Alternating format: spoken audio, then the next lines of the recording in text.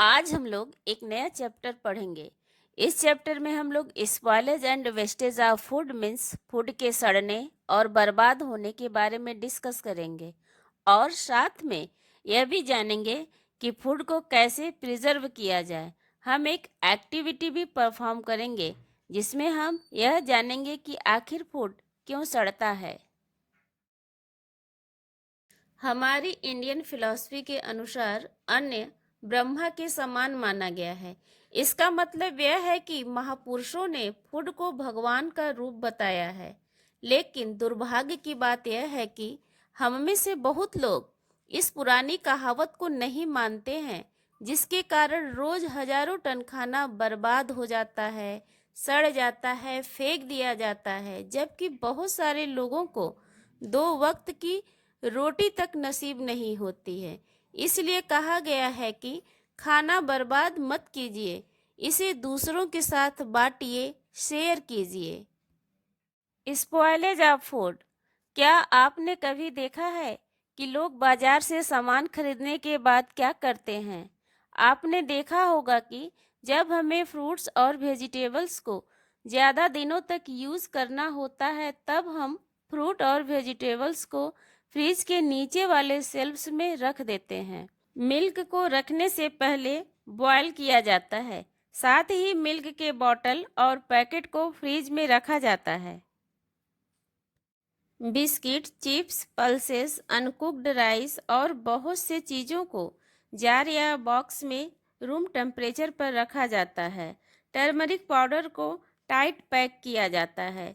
दाल और चावल में इंसेक्ट रिपेलेंट डाला जाता है ताकि कीड़े पल्सेस और राइस को स्पॉयल ना करें। कच्चा चिकन, फिश और बहुत से नॉन वेजिटेरियन आइटम को तुरंत पका दिया जाता है या फ्रोज़न में रख दिया जाता है या बर्फ के साथ रख दिया जाता है। ओनियन और पोटैटो को ट्रे में करके रूम टेम्परेचर पर किचन में रख दिया जाता है। शुगर और सॉल्ट को हम लोग कंटेनर में रूम टेम्परेचर पर किचन में रखते हैं। कर्ड मीन्स दही, यह रूम टेम्परेचर पर बनता है, लेकिन बनने के बाद या तो उसे फ्रीज में रख दिया जाता है या उसे यूज़ कर लिया जाता है। ये सब एक्टिविटी फूड को सड़ने से बचाने के लिए किया जाता है। अगर फूड आइटम जैसे मिल्क, फिश, कर्ड, एग और फ्रूट को किचन शेल्फ्स पर कुछ दिनों के लिए छोड़ दिया जाए तो उनके अपीयरेंस, स्मेल और टेस्ट में चेंज आ जाता है। कर्ड खट्टा और मिल्क दही जैसा हो जाएगा। फ्रूट वाइट या ऑरेंज कलर के पाउडरी सब्सटेंस से कवर हो जाता है। कुछ सामान से बदबू भी आने लगता है, जो यह इंडिकेट करता है कि ये फूड आइटम अब खाने योग्य नहीं है और सड़ गए हैं।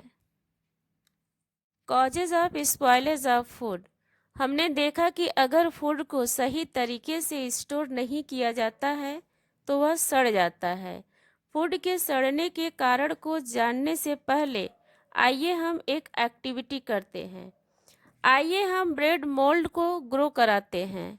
ब्रेड का एक पीस लीजिए और उसे 3 टुकड़े में डिवाइड कीजिए और नीचे दिए गए कंडीशन के अनुसार 6-7 दिनों तक रखिए और उसे ऑब्जर्व कीजिए।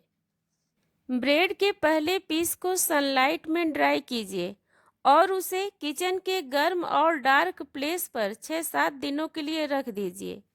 ब्रेड के दूसरे पीस को आप 6-7 दिनों के लिए फ्रीज में रख दीजिए और ब्रेड के तीसरे पीस को आप एक बॉक्स में रख दीजिए और उसके ऊपर थोड़ा वाटर छिड़क दीजिए ताकि बॉक्स के अंदर नमी बनी रहे। अब बॉक्स को कवर करके 6-7 दिनों के लिए छोड़ दीजिए। किए गए एक्टिविटी में आप देखेंगे कि ब्रेड का तीसरा पीस, जिस पर आपने कुछ पानी छिड़का था और एक डिब्बे में रख दिया था, उस पर रेड ब्राउन या ब्लैक कलर के कॉटनी ग्रोथ मीन्स कॉटन की तरह अपीयरेंस आ जाएगा। ये चेंजेज इसलिए हुए क्योंकि ब्रेड मोल्ड्स ब्रेड पर ग्रो कर रहे थे। ये मोल्ड्स एक तरह के फंगस होते हैं। आप इसको मैग्नीफाइंग ग्लास का यूज करके देख सकते हैं।